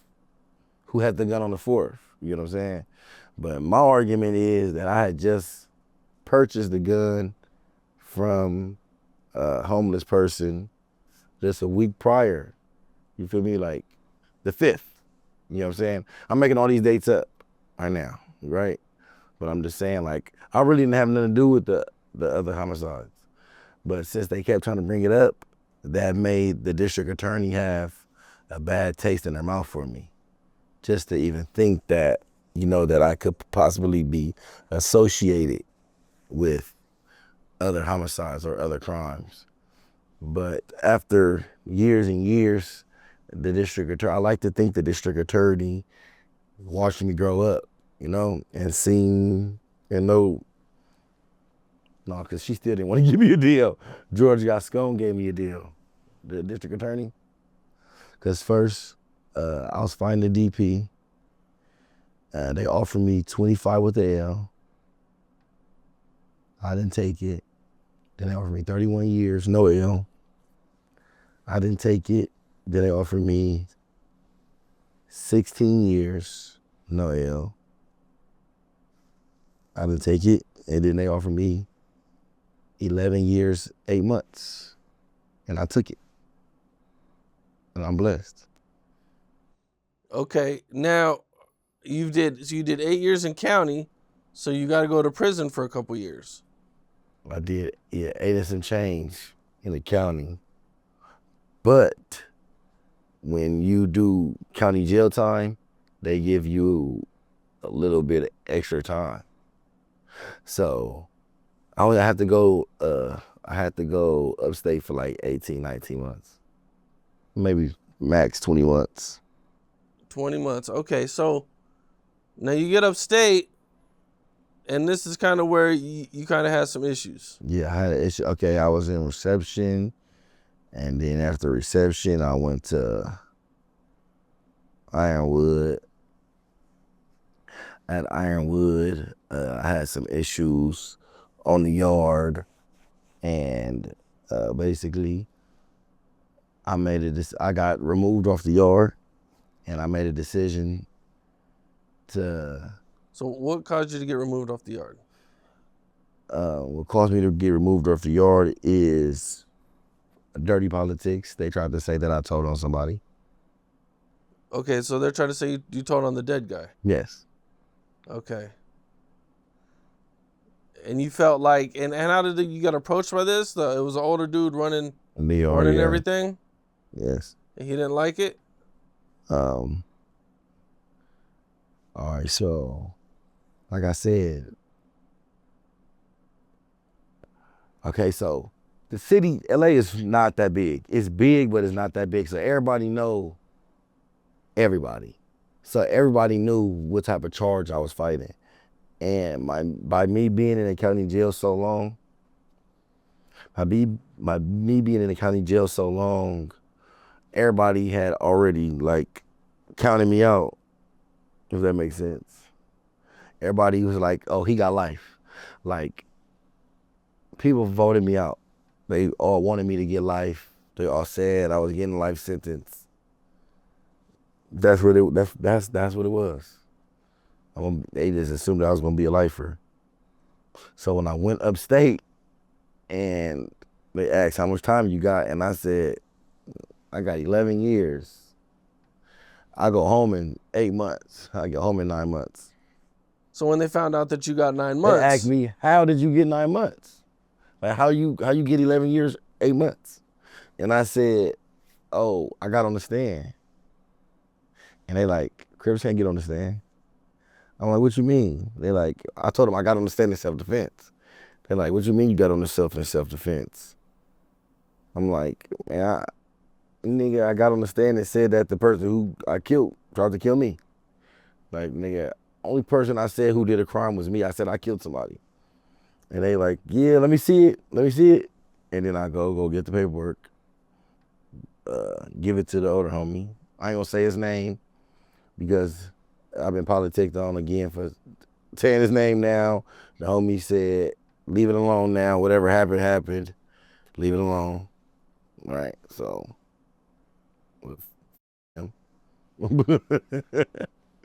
But so I go get it to him. I give it to him. I know he didn't read it. I know he didn't because he ain't. It's impossible. I gave you 1,100 pieces of paper. It's impossible for you to read 1,100 pieces of paper in 4 hours. I don't care who you is. Then you come back and tells me, because he said, man, y'all read it, man. That's a wobbler. Some homies might feel like you did. Some homies might feel like you did. You didn't. Like, I did what? Man, somebody feel like you told. Somebody feel like you didn't tell. I knock him out because if that's like you calling me a snitch. You feel me? I hit him. Once I hit him, I seen 4 homies running across the yard. I said, why did you do that? And then I ran at him in the middle of the yard. We started fighting. We fought hard too. And then we fought hard. We got pepper sprayed and bombed. They took me to they took me to the hole. No, they took me to the cage and they put me in a different, they changed clothes and they took me to a different yard. And then they did that. And then the next morning, I got rushed again. No, I'm gonna say no, not even next morning. Maybe like the next 2 days after that. That makes sense. Like 2 days after that. They put you back on the yard that fast? Yeah. I kept going back to the yard. Damn. I kept going to the yard. I never rode it above the yard. I never rode a kite and said I cannot be here. I never went to the police and said I have safety concerns. I never did no buster shit. Never did. Never thought about it. Every time when I left the yard is because I got jumped and I left in handcuffs. And then after a while, the police just was like, you know what? He's having all these altercations on this mainline yard. Let's try to send him to a 50-50 yard. And they sent me to the 50-50 yard. And even then I had altercations. But I didn't have them as frequently as I did on the mainline, you know? So they just kept me there until I went home. People, I had to go home. I had to do what I had to do to go home. I wanted to go home. So this is the 50-50 yard that everybody kind of gets on you about. Yeah. But everybody, the streets is a 50-50 yard. I don't care about, I'm not ashamed of being on the 50-50 yard. I don't care. I'm a man. 50, 100% man. Because everybody know it's snitches on the mainline yard. It's rapists on the mainline yard. It's punks on the mainline yard. Everything they got on the 50-50 yard, they got on the mainline. That's crazy. Every single thing they got on a 50-50 yard, they got on the mainline yard. Everything. Nobody that's undisputed. Nobody on a level 4 prison is gonna say, there's nothing that they have except, and I've never been on the yard with it. Never. They got different places for that. But like if you people believe that on 50-50 yards that is just every 50-50 yard is just like San Francisco or something, like, you feel me? Like, you feel me? Like, no, like Atlanta. Like they think the whole 50-50 yard just look like downtown Atlanta. Like, no. They got Mill Creek and Donovan. Those are where all the punks are at. Other than that, there is no, like, you know, there are no homosexual activity going on. They gangbanging and killing each other. It's like Big Brother on steroids. It's like Big Brother with machetes. And at what point do you start like streaming and getting on the internet? I started getting on the internet around the same time when 4Extras and Brazy fight started trending and started going viral. Okay. Because I confirmed it, and then people start telling stories about my little county jail escapades. Cause basically everything 4Extra done did in the county jail, I done did. Like the knockout artists, to beat everybody up, everything 4Extra done did in the county jail, I done did.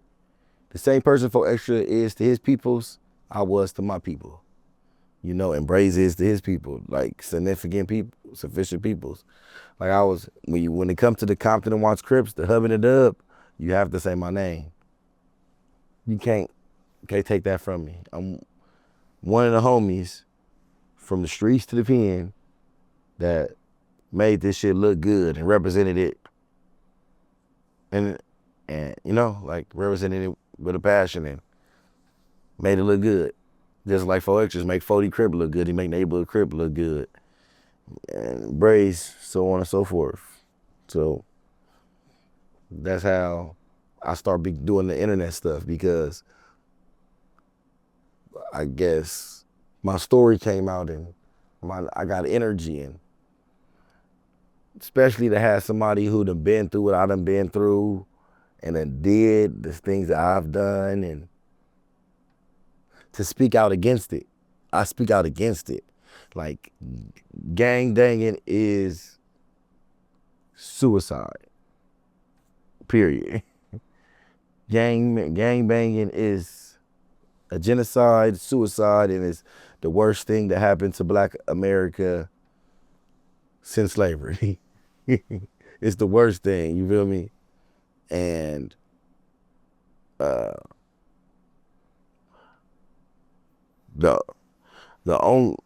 we killing ourselves. We killing each other. We killing each other. You know, before we get out of here, I wanted to get your take on Trooper and Jap5. Shout out Cuzzo. Shout out Jap5, man. That was just his manager who just I got off the phone with. Okay, so this viral clip is going on where Trooper is banging neighborhood Crip and he's going crazy with it. And then all of a sudden it switches to this clip where Jap5 has him in a headlock. And Jap5 is like, well, where you from? I don't bang. I don't bang. Yeah. So what's your thoughts on this? What's my thoughts? Shout out Jap5, right? For being the mature and the humble one, right? Because Troop, he goes and he disses everybody and do all that. And immature clout chasing would have called Trooper and did him bad, you feel me? And we all know what Jap5 is capable of. You feel me? We see his workouts. We hear the stories about him knocking out people 5-6 times Trooper size, you know? Well, Trooper's a little guy, right? He's small. Exactly, but you know, they all say, you know, he got the stretching and he has proper training. Who does? Jap5. Oh, right. He has proper training. So he could have really... He's a boxer. He could have really hurt. He could have really hurt Troop, right? So shout out Jap5 for stalling him out. And Troop, shout out you, Troop, for not letting your spirit get killed. You feel me? For being yourself. And shout out to the dudes that being around Trooper, who recording him, who got him buzzing, who got him going, because you know, you could tell, obviously he a little slow. And What about his dance? He made that dance up on the spot. It still looked like he made up on the spot. I just want to do my dance. He told the most popping up and coming LA artist, I'm a rapper. He told the the most popping up and coming LA rapper. I'm a rapper. I don't game, man. I'm a rapper. That's like me telling Dave Chappelle, I'm a comedian. Right. So, man, shout out Trooper. Shout out Jap5. I want to see Troop and Crip Mac pod together. I want to see them sit down. I want to sit there. I want to, I want to see them sit down. They got slow from the 50s to the 100s. You feel me? So, yeah, man, I want to see Troop and Crip Mac pod together. I'm gonna see if Adam can get that together on No Jumper. It'll be legendary. It'll definitely be entertaining, huh? That would be pretty crazy, man. Mm-hmm. Yeah, I seen I seen a little clip of Troop's interview. Yeah. Yeah. But he didn't want to talk about Jap. He didn't want to talk about Jap? Oh, okay.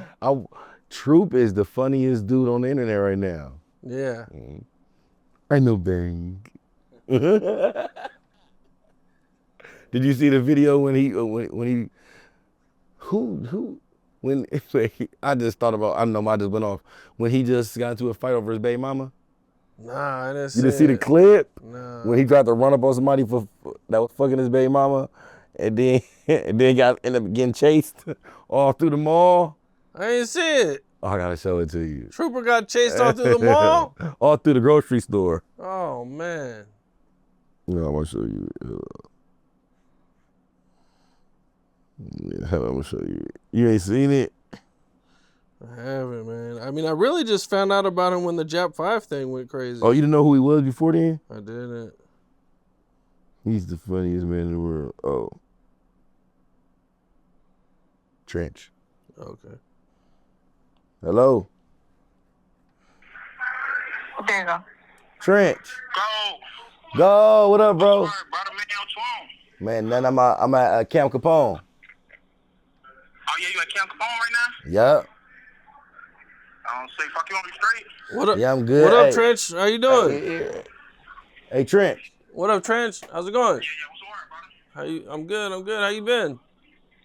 Hanging in there? Yeah, chilling, man. Yeah, man. You already know that one day at a time, going through the motions. Yeah. Okay. That's what's up, man. No, for sure. Like, what y'all got going on right now? Just knocking out this interview, man. It's just going good, man. J Hood giving some dope stories. Oh, phone them, man. This call is being recorded. Hey, that's the real right there, Camp Capone. Gonna be remembered from 10 years from now. You hear me? Yeah. Okay. How's everything looking for? One of the ones for sure. Okay. Yeah, that's what's up for sure, man. How's everything looking for you? Everything looking good, man. It couldn't look no better. Okay, that's what's up, man. We hoping you come home soon. For sure, man. You gotta stop doing like you said, all that the action, man. Like, you gotta chill out with that, man. Like these jurors, they regular people, so they gonna see that shit. You feel me? Like, they gonna see certain shit, not just make them automatically lean a certain way. You feel me? Like I don't know, man. But other than that, though, y'all good, man. Everything all good. Well, that's what's up, bro. Well, I mean, we hope everything works out for you. No, for sure. You too. Are you hear me, brother? Yeah, here he is. What's happening, bro? Hey, yeah, I'm telling them that I'm a come out to Dum Dum when I whoop Ruga ass. I'm gonna come out to Dum Dum. The free Trench baby shorts. You hear me? Hopefully you be home so you can walk out with me. You hear me? Hopefully you get to walk out with me, brother. Already got a schedule? No, Wack said he gonna lock it in. We gonna get the date. He getting the date this week. But if Wack say he gonna get it done 9 times out of 10, he gonna get it done. I'm coming out. I'm coming out wearing playing Dum Dum though, for sure. For my brother. You feel me? We'll get in that ass for you, brother. I got you. You already know. Hey, you hear me? I was just watching the interview, Nick. You say shit like, man, I don't even fight. I attack. Yeah. On the set. Yeah. Hey, for sure. Go ahead. Do your thing, brother. Just tell me what you doing. Yeah, Papa, I love you, brother. brother. Yeah. Trench. Oh, my boy Trench, man. Free Trench. He'll be home soon. Free Trench. Free Trench, man. Yeah. I'm the only person to get an interview with him. You're the only one, yeah. At 14, now you got to leave all Chicago and everything, man. Does that kind of suck for you? Like, damn, all my homies and everything? Hell yeah, I was young. I ain't really had no good understanding on life, and you feel me? The trenches was really all I knew. So, like I say, I was coming to, you feel me, California with that same Chicago mindset. And, you know, that shit just wasn't working out for me. Like I said, I was getting kicked out of school still and shit like that. Like, I just ain't know how to adapt, you feel me? I'm young. I done been in this shit all my life now. This shit just flipped around and now I'm in this. It's like I don't know how to adapt to that shit because I was so young, but yeah. That's crazy, man. I hope he makes it, man. Capalot gonna get him. Capalot got him straight. Polo got him straight, man. Shout out Polo G. Yeah, Polo G. Your brother, he crazy. He fraud. That's my good peoples. He a gangster. That's your little brother. That mean you raised a monster. You raised a savage. Free Trench. So how did you and Trench Baby become friends? That's brother. That's kind of crazy.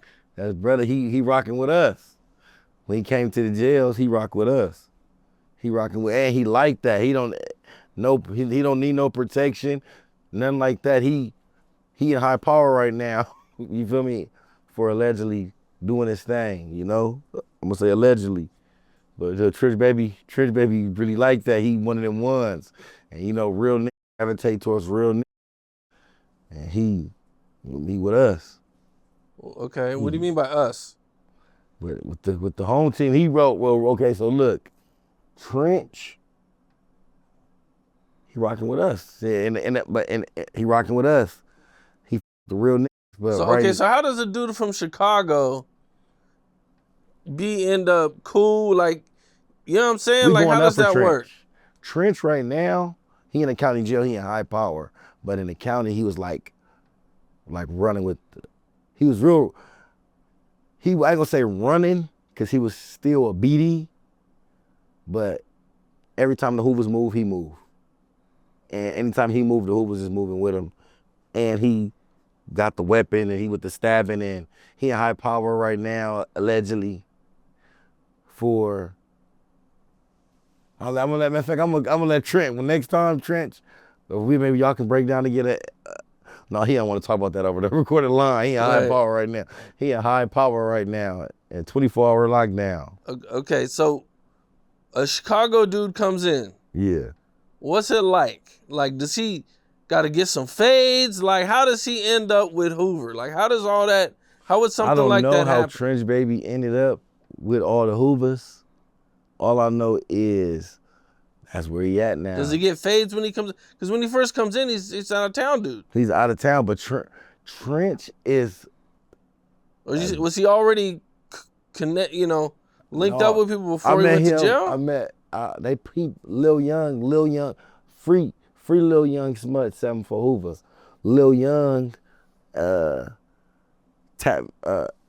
linked me with him, okay. And then when Lil Young linked me with him, he was in 44, I want to say, and that was the Hoover module. And then Trench was the trustee, so he used to bring everybody their food, and nigga, Trench be over there squabbling.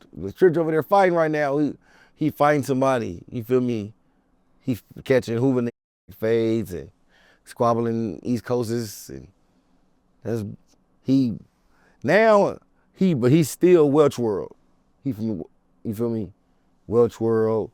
He'll tell everybody Tay Savage his big brother. You feel me? He a gangster. You feel me? And if me and Ruger get this fight, I'm coming out to Dum Dum. All right, I'm coming out to Dum Dum. Free Trench Baby. You feel me? Free Trench Baby. Free the trenches. You hear me? My boy. Okay, so what's going on with you and Ruger with this fight? See, I don't know Ruger, right? But I just know that he fought my boy K-Mac, right? Well, right. What happened with K-Mac, bro? Because they say K-Mac can fight. What happened with K-Mac? K-Mac was playing and practicing and doing that. And shout out K-Mac. And me and K-Mac was supposed to train. And matter of fact, K-Mac, we got to train. If they lock me in with this fight for Ruger, this is your back fade. Cause I'm coming back and I'm doing this for LA. You feel me? Even though I'm from Carson, I'm gonna do it for LA. But you know, I know Ruger had words with Wack, you know, and I don't know. I know Ruger was supposed to squabble Blueface, but they said that the Crip was too much for Ruger. You feel me? And I don't know if I'm gonna be too much for Ruger, but I know Trench Baby told me get him, so I'm gonna get him. Bro told me get him, I'm gonna get him. If you know, I f Ruger though. I f Ruger. Well, you guys are much more closer size. Yeah, that's what I'm saying. It should be a good one. You know, yeah, it should be. It should be a good one. It should be a good one. And I like his aggression. And then it wasn't like, they try to make it seem like it was LA versus Chicago. One, it's no such thing as LA versus Chicago because we fuck with folks in them. You feel me? We love our Chicago brothers. It's a good narrative, though. Yeah, it's a great narrative. To get people to tune in. But if you're going to say LA versus Chicago, you cannot go get an LA non-affiliate versus Chicago gangbanger. The dude that box Ruger's a non-affiliate? You're non-affiliate. You can't do that. Oh, I didn't know that. Yeah, that's not how you do it, right? Right. You cannot go get an LA non-affiliate, even though our non-affiliates is tough. And K-Mac, you feel me? He tough. You feel me? Shout out K-Mac. There's no shade. All I'm saying is, you cannot go get an LA non-affiliate and then have him fight a GD from Chicago. It didn't say that was LA versus Chicago to see what city is tougher. You can't do that. Okay. It's not fair.